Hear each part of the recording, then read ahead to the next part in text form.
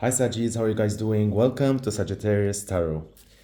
Today's reading is going to be focusing on all types of love, right? The love you have for yourself, the love that you have for friends, the love that you have for family, for romance, all of that, right? Everything pertaining to love is going to be within this reading. So, if you're interested in knowing what's going on in your love life, right? On all terms, then you're in the right place. We're going to be using the Wheel of the Year Tarot. So for this reading, we're going to be picking 10 cards. The first card, we're going to focus on any blockages, right? Like, is there any underlying issues? What stands in the way of your love? What blocks you from receiving or giving love openly? So first of all, let's talk a little bit about some of those blocks that you might be encountering. Let's see. You have the Five of Cups in reverse. And with this card, what this is telling me is that I think maybe whatever's blocking your love energy has to do with a loss that maybe you started healing from it, right? You already in the healing process, or maybe you already emotionally detached from it, but somehow I see there's still some sort of attachment to it, meaning even if emotionally you're not very hung up on it, maybe you're still looking at life through that lens, right? Maybe you're still looking through the lens of love, maybe from like the lack of love, from loss. So maybe this is about you building some walls. Maybe this is you trying not to have something in order not to lose it, protecting yourself in that way. Maybe not allowing yourself to fully open so you don't experience pain, not being open to opportunities of love so you wouldn't lose, right? So this is when we're wounded and maybe we thought we're healed completely, but maybe we didn't. So there is still some sort of at least reaction. I'm not gonna say attachment, because if it was in upright, I would have gone with your right, like you didn't heal from it. But what I'm feeling is that you already did the emotional detachment work from it, but it's still somehow part of your current landscape. Meaning you are still acting and taking decisions and choices without even maybe noticing from that space. And we need to overcome that, right? Because that's your block. You gotta be more open, more vulnerable, completely embracing the world with a new set of eyes, as much as it's not always like it's easier to talk than right do that. But this is what you need to overcome. So yeah, that's already a great card. Second card is going to focus on the work. That means what type of inner work has still to be done in order for you to open yourself to love more fully, and what work has to be done in order to maintain that love.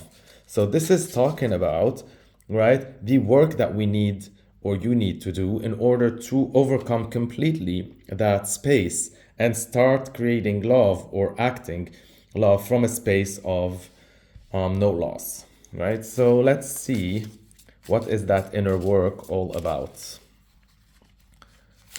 You have the Empress in reverse. Yeah, makes total sense, because the Empress in reverse talks about infertility, right? But this is talking about the inner infertility. So I think the work here is to reverse the Empress, is to start operating again from a sense of love abundance within you, which means you gotta teach yourself how to be looking at life from the set of eyes of someone who's inexperienced in pain, right? Sort of like, you remember that, like whenever you first fell in love, right? You had no inhibitions, you thought this is going to be everything, and usually it's very passionate, and that's why sometimes it can be very hurtful or painful whenever we lose that. And so yeah, you gotta like, but that's good because that also opened you up for like passionate living, right? So this is what the inner work has to be all about. It's about being fertile again on the inside, believing in the infinite abundance and infinite potential and unlimited and unconditional love that starts from within and then, spreads out outside of yourself. So, yeah, that's pretty much very self explanatory, these two cards. So, now we're gonna, sorry, what did we have here? Flipper. Okay. So, here we're gonna be talking now about your self love. This is going to be talking about how do you currently perceive yourself and what sort of foundation you base your love on, and what is your relationship to yourself. This is self-love. Let's see, how do you love yourself, my dear Sagittarius, and where you are in that journey right now. Okay, we have the Devil in reverse. And with the Devil in reverse, this really talks about you are trying to become lighter, right? So the way that you're loving yourself and all that self-love is focusing on releasing things that no longer serve you, relationships that no longer serve you, toxic relationships, toxic dynamics, toxic beliefs, any sort of addictions, obsessions, fixations, bad habits, like people pleasing to an extreme, self-sabotage, everything that we usually do when we come from a place of lack to undo ourselves, right?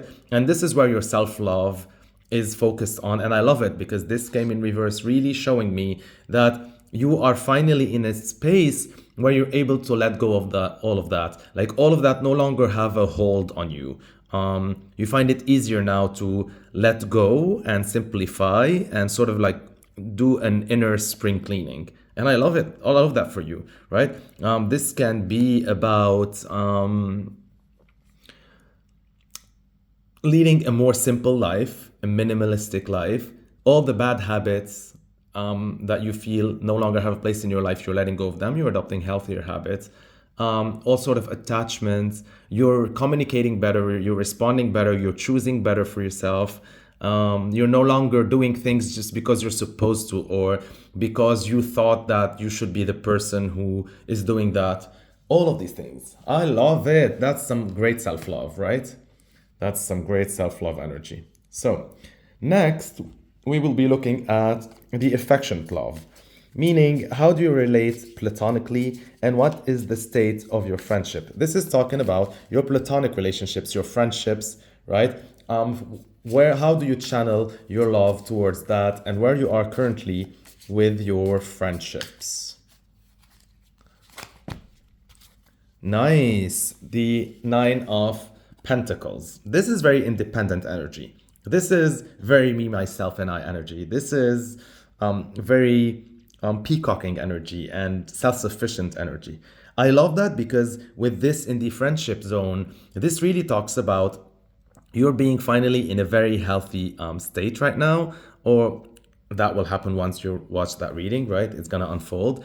And so you're going to operate in your friendships from a place of want rather than need. So there's no more neediness energy here. The friendships sort of like allows you the space to flourish and express your individuality and personality as much as empower each other, right? So it's not a friendship that's codependent or dependent or that suffocates you, right? Suffocates your space. No, these are friendships that allow you to shine. They empower you and they celebrate your successes, your identity, who you truly are. They support you without feeling any sort of threatening, right? They also do that. You can see that like in the background, right? This is supposed to be your friend there. And so here both of you coexist, both of you succeed, both of you lead different lives, both of you celebrate each other, both of you support each other without being too threatened or without showing any codependent behavior.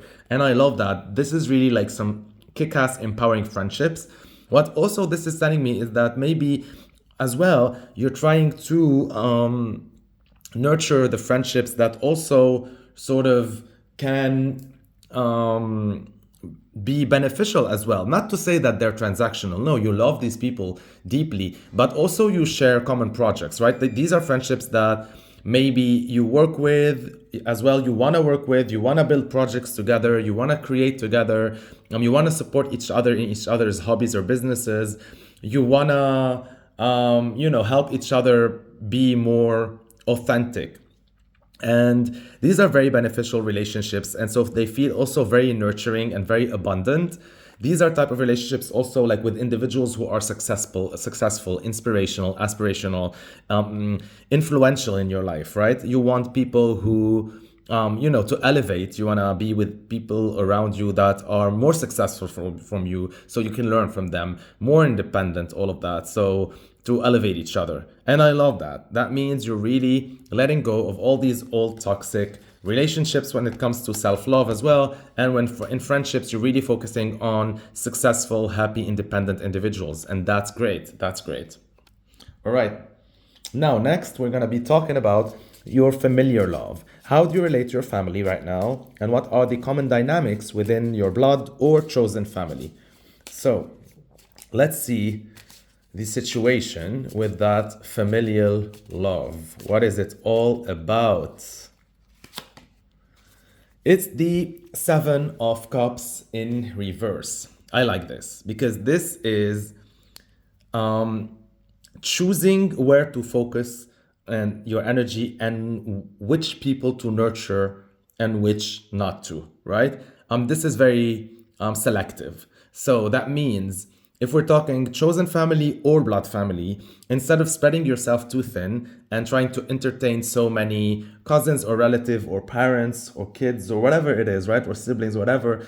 And some of them, you just do it, you don't know why sometimes, and they just drain you, and others actually nurture you. With this card, this is telling me that you're being finally very selective, and I love that. That means these strong bonds, you are nurturing them more. You are filling only the cups that fill your cup, right? These family members that really feels through thick and thin, they're there for you and you're there for them.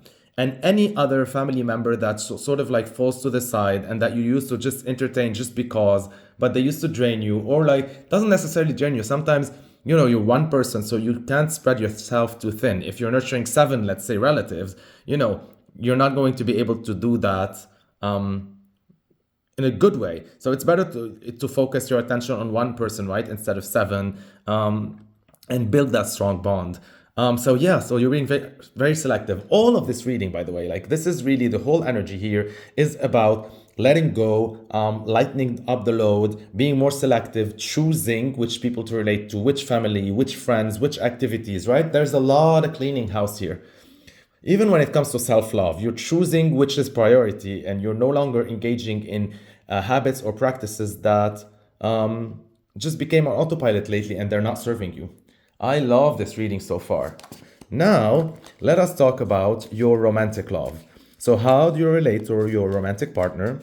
How do you describe your relationship?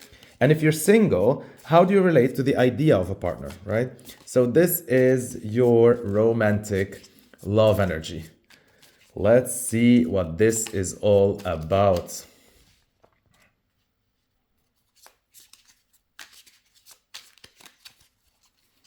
This is, wow, come on, Sagis. You got the 2 of Cups upright, the ultimate partnership, which tells me that you're very focused on your romantic love. This is saying that if you're single, you're gonna, find someone to connect with, that's gonna feel like very loving.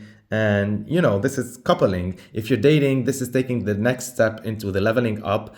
So committing or moving in, whatever it is, right? That next step in the relationship. Also, if you're single, this is talking about idealizing love. This is talking about you don't want to go in a casual dating or situation, or you don't want situationships, weird ass stuff. You really want the good old, couple goals type of situation. And that's great. That's where you're heading. I'm so happy for you. And if you're in a relationship, this tell me is like either you're leveling up or committing more or rekindling things if things were a little bit cooled down a while ago. And you're also, beside all of that, you're really enjoying each other's company, because now that you got rid of all that fluff, right? All that energy that you're no longer spending on family members that don't deserve it, only couple of people here that you're really focusing your energy on. And now that you're only dealing when it comes to friends with successful individuals who uplift you, inspire you, and you do the same for them. And now that you no longer have toxic habits that used to suck your energy, right? Now you have all the energy in the world to pour into the cups of your couple. So you are thriving as a couple. This is a very loving phase. You really feel all those butterflies and feelings. Amazing, amazing, amazing. Now, let's continue. Now we're going to talk about the enduring love. So this is talking about how do you feel about commitment right now, right? Giving all of this love situation, right? And commitment could be committing to your work, to your friend, to your family, to your lover, to yourself as well, right? Commitment in general. So let's see the commitment aspect of your love. Where is it heading right now? What steers your ship? And so your love ship is the Four of Swords in reverse. And I feel right now, this is great because this is not being, not taking things for granted, not taking people for granted, relationships for granted. This is not sleeping on your laurels. This is not being too lazy. This is not being too comfortable, right? You know that relationships and relationships need commitments, and commitments take work. And you're not a lazy person here. I love it. You are willing to put in the work, to pour all the love needed in those cups, in the cup of your partner, in the cup of that family member that really feels, like super solid family, in those amazing friendships that uplift you, and in that self that is no longer chained up with bad habits. And to do that, you're really proactive. This is you being proactive. This is you no longer, sleeping and letting things die, right? You are putting in the work. I love it. All right. Now, we're going to take a little, we're going to pick a card to talk about your playful love. So that's the commitment, right, side of love. Now we're going to talk about the playful side. So how do you feel about dating? Even your your partner. How do you flirt? How do you have fun at work with friends? This is your playful energy, because in your commitment energy, we got all that like proactive, putting in the work, right? Working on those relationships. Now let's see how you have fun in them. How do you play around in these loving relationships? You are having the Temperance in reverse. And I feel, this is your sort of excess card. And why I love it in this case? Because you already released the deadly, devilish, obsessive, fixated habits, right? So a little bit of excess feels rewarding, because if we had the devil upright, I would have told you, no, don't go excessive, because you might get addicted, you might be doing something that hurts you. Here in this situation, I really see you having fun and knowing when to go extreme and knowing when to stop, right? So it's like cheat day type of situation if you're on a diet or something, right? So you really, really, really know how to have fun. And you're no longer in a zone when you always have to be balanced and measuring everything and being so cautious and trying to balance work, life, love. No, whenever you mean fun, you mean fun. This is wild in, right? Wild in when it comes to love. You're letting out that inner wild loving child, within reason, of course. I like it. This is very, very playful, because this is telling me that you can be playful and very playful and have so much fun whenever you want to. And at the same time, you're putting in the work when it comes to commitment, right? So it's a great, amazing energy. Now we're going to take a look at what we call obsessive love, meaning where does your love go overboard and what have you caused harm with your love, right? This is where we go extreme, and we give something so much that we shouldn't have given that much love, attention, time, resources, all of that. So let's take a look at that. See if there's any place where you are giving a bit way too much. So this is your obsessive love is the Knight of Pentacles. And yeah, so I think this is where sometimes you're not, you're standing in your own way and in the ways of your relationship is by, I love this, right? And that's why you got the excess card. Because the Knight of Pentacles is slow, is cautious, wants to build stone by stone, wants to amass wealth, security, stability, all of that, wants to enjoy the scenery. And I think sometimes whenever a relationship has momentum, whenever there's momentum when it comes to friends, business, whenever there's momentum with family, whenever there's momentum in the couple, you gotta embrace that excessive, playful side. You gotta also work through commitment and all that. And you shouldn't slow things down just because, this is the plan that you have set in motion a while back, right? Like, oh, I have to be very thorough. I shouldn't really maybe let loose and completely enjoy something because I have all these plans laid out for my security and safety. So this will be detrimental in your love life because right now I think the cards are asking you to, since you already cleared out the clutter and you got rid of the riffraff in your life, now you have gold in front of you, these golden relationships that you really need to have fun with. Show them commitment and have fun with, like there's no tomorrow, right? This is not a time to do that sort of building, right? Like slowly. This will suffocate the momentum. You don't want to slow down the momentum. The only pentacles I see here is in the friendship zone, and it was the Nine of Pentacles. And the Nine of Pentacles is a very evolved pentacle card because this is saying that I can enjoy my friendships. I can enjoy the fruits of my labor with my friends. There's a lot of abundance, right? I don't need to be extra cautious because I already made it. So that's a different energy from I have to be cautious, I have to save pennies, I have to build for something, right? Nice. Now the last card of our reading is going to be talking about selfless love, altruism, right? How do you express your selfless love? What do you give to others freely without expecting anything in return? This is how Sagittarius here is giving their love unconditionally. The Hermit. I love it. I love it. And so I think with this, if people around you need any sort of space to regenerate, recharge, you are, taking a step back without pressuring them or without, being sad about it. Like you're giving them their space to be, to express themselves, to recharge. You're also sharing with all these people that you really love, all these nuggets of wisdom right now, like all the wisdom that you have accumulated throughout all the times you have spent alone. You're now sharing that light with everyone. And so you're really lighting the way, you're guiding them. And maybe because of the storm here, right?